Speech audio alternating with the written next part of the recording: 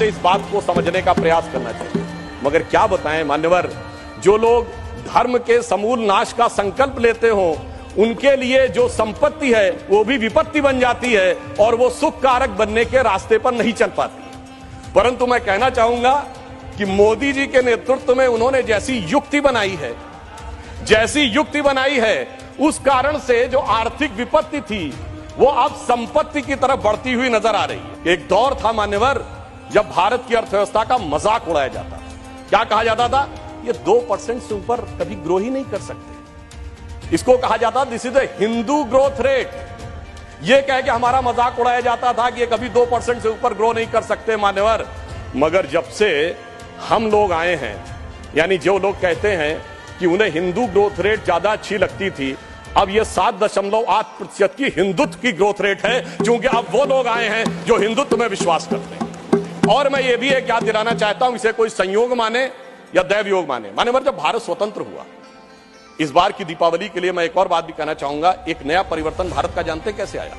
ये सब कुछ जनता के सहयोग, समर्थन और मोदी जी की युक्ति के साथ तो हो ही रहा है, एक नया स्वरूप भी भारत को उभर रहा है।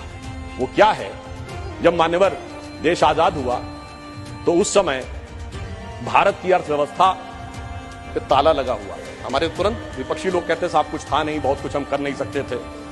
और जब ताला खुला उस समय श्री राम लला विराजमान भी ताले में ही थे। जैसे ही राम मंदिर का आंदोलन शुरू हुआ, अर्थव्यवस्था के अंदर भी नया परिवर्तन शुरू हुआ।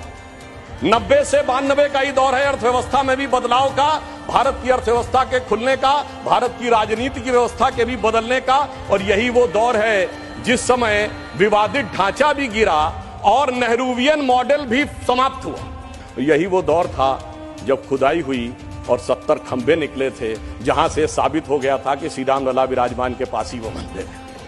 अब आप आइए साहब, उसके बाद 2019 में जब जजमेंट आया तो तब 1 बिलियन था, जब खंबे निकले तो फॉरेन एक्सचेंज रिजर्व 100 बिलियन था, अब मोदी जी के नेतृत्व में 500 बिलियन पहुंच गया।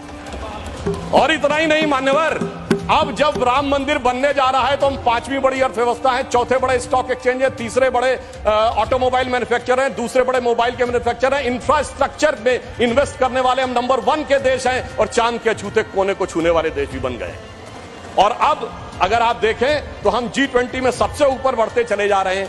ये कह के मैं सिर्फ ये बताना चाहता हूं, कुछ ऐसे संयोग होते हैं जिनको देखने के लिए एक अलग दृष्टि चाहिए, जिसके लिए रामचरितमानस में एक चौपाई है कि सुमति कुमति सबके उर रही, यानी अच्छी मति और बुरी मति सबके मन में रहती है।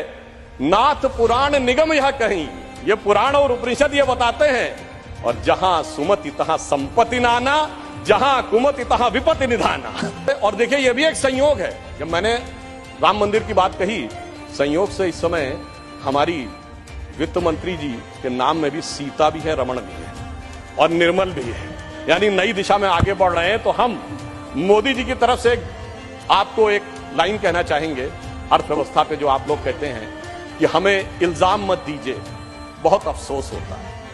हमें इल्जाम मत दीजिए, बहुत अफसोस होता है।